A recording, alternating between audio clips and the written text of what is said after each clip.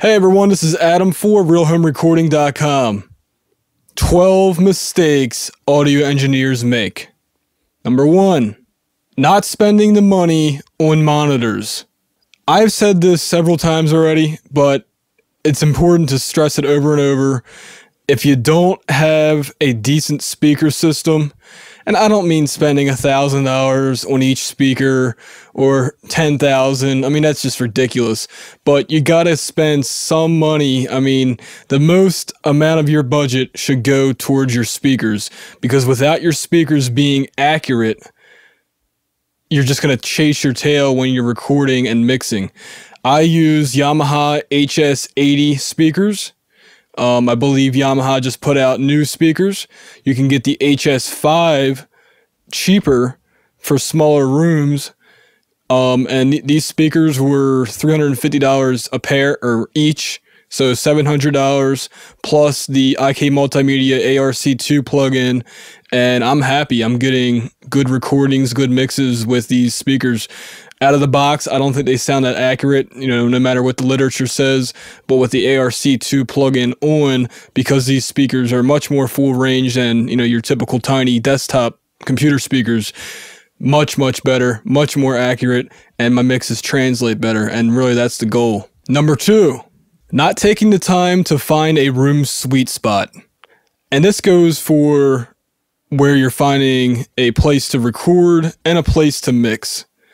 I would highly recommend buying a few Acoustics books off of Amazon or wherever your local bookstore is if they stock audio engineering books. Acoustics is huge.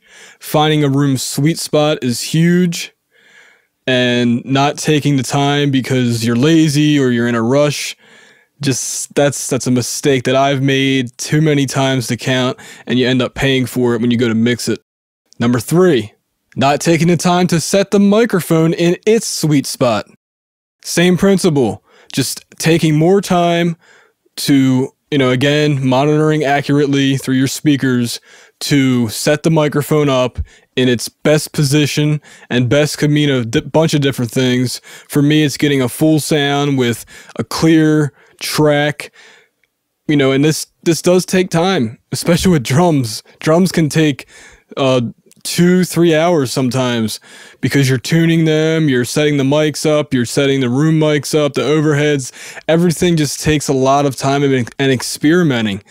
But this is not the time to get ADHD and the McDonald's treatment of good and fast and cheap, but then you lose your good aspect every single time without fail. Sometimes you might get lucky, but find that room sweet spot, find the mic sweet spot. Number 4, using too much acoustic treatment. I bought some RLX foam, put it on the control room. I did it in just a few spots here and there, and it reduced the problems in my room. I was having flutter echo issues, and that was affecting, I'm hearing echoes off the wall that I shouldn't. And now my room sounds what I want it to sound like, and it was worth it.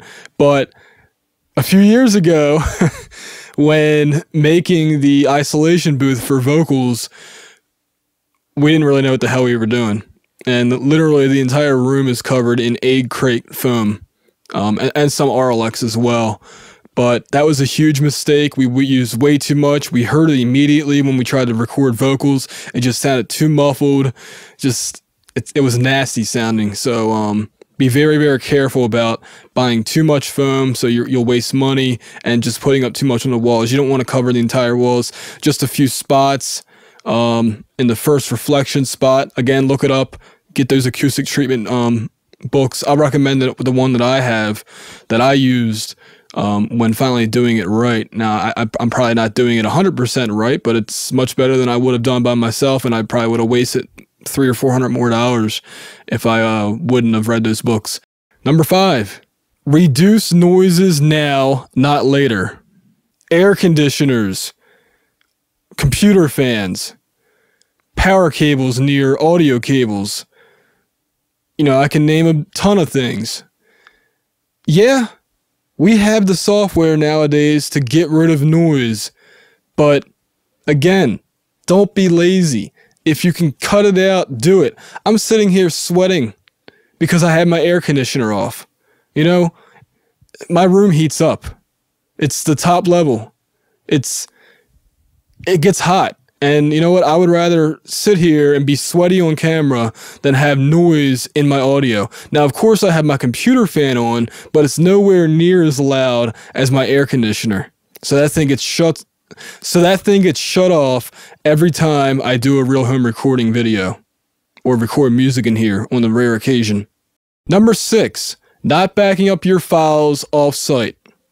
You spend hours and hours working on your music, working on your audio projects, and you forget to back up, or you don't back up off-site, and then something tragic happens. You drop a hard drive, or really storing it off-site is your house catches on fire, your apartment catches on fire. You know, stuff happens. And, you know, yeah, you have insurance to replace things, but you can't replace data. So I highly recommend storing anything that's crucial off-site. You know, you don't have to pay a company to do this. You can ask a friend to do it, and he, you know, if he wants to store his stuff in your place, then you should do that for him as well, or her, or whatever. It's just a good idea in general to do that. So why not do it? Number 7, recording guitars direct without a direct box. This was one of the best studio investments I made. It's a Radial J48 direct box, and you know, we tried to record bass guitar and regular electric guitar direct into the line input on a mixer, and the bass was okay. The guitar, not so much.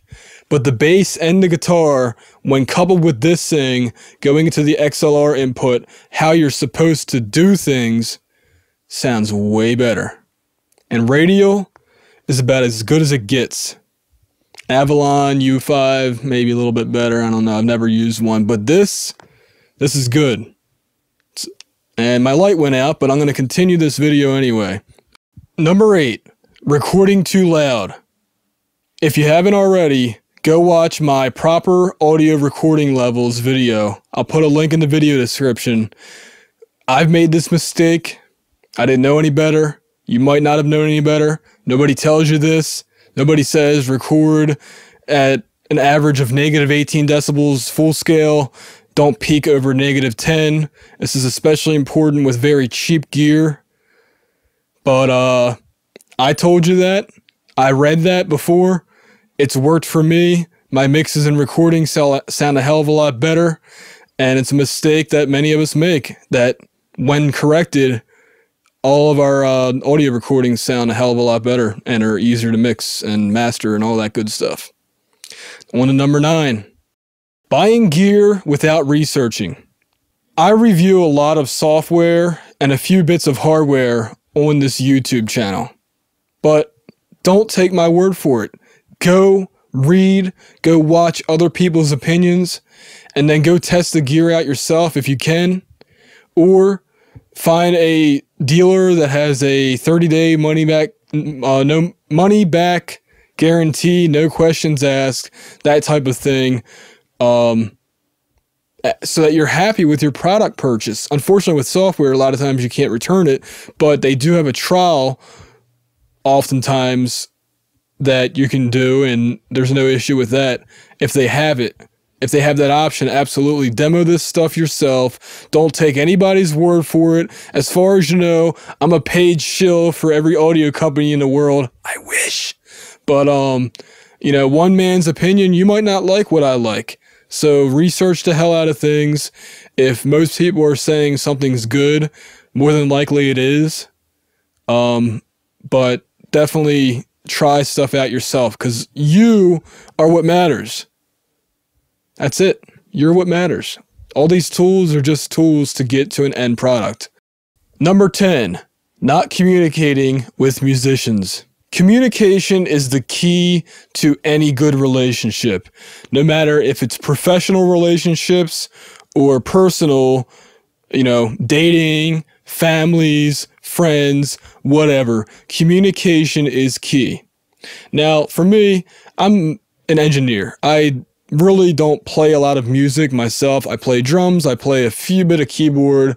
I used to play trumpet. I want to learn how to play guitar, but 95% of the time, I'm the one recording other people, and I want to make them happy.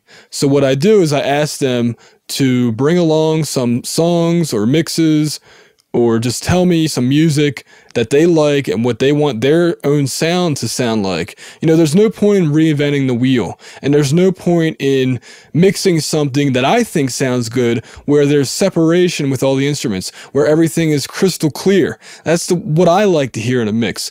But somebody else might like that quote-unquote indie sound that's muddy, where you don't have absolute separation, where there's not a lot of compression used, where the vocals might be buried here and there. That might be what they want.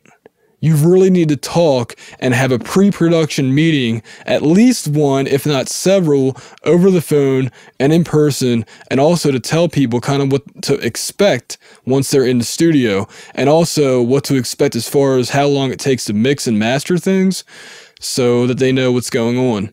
Communication is absolutely key. The other thing I do every single time is to stress how important it is that they rehearse their music so that they can come in the studio and nail the songs, because there's nothing more frustrating than sitting there and there's just little mistakes being made here and there, and you know, it's because of lack of practice. Number 11, not paying attention to the headphone mix. Absolutely crucial. You know, somebody might like more bass guitar in their headphones. Somebody might like more vocals. You know, the more me's.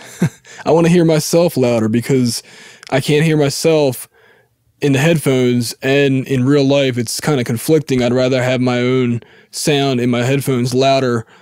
I can hear everybody else fine. That's why having you know, dedicated mixers, or in my, you know, in software or in hardware, a dedicated mix for each headphone feed is nice to have. You know, that's not always possible depending on your budget, but if you got it, use it and pay attention to it. Finally, number 12, not automating a mix.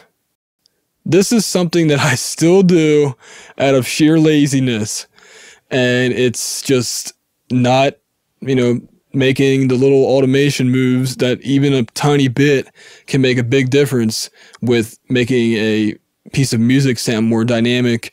And, you know, that doesn't just mean volume, it means frequencies. It can mean adding more reverb or less reverb during certain sections of a song. Automation is something that has been in practice for a very long time. As my phone rings, that's mistake number 13. Not disabling all phones, but automation, I highly recommend doing it. And I'm going to wrap this up now because that's annoying me.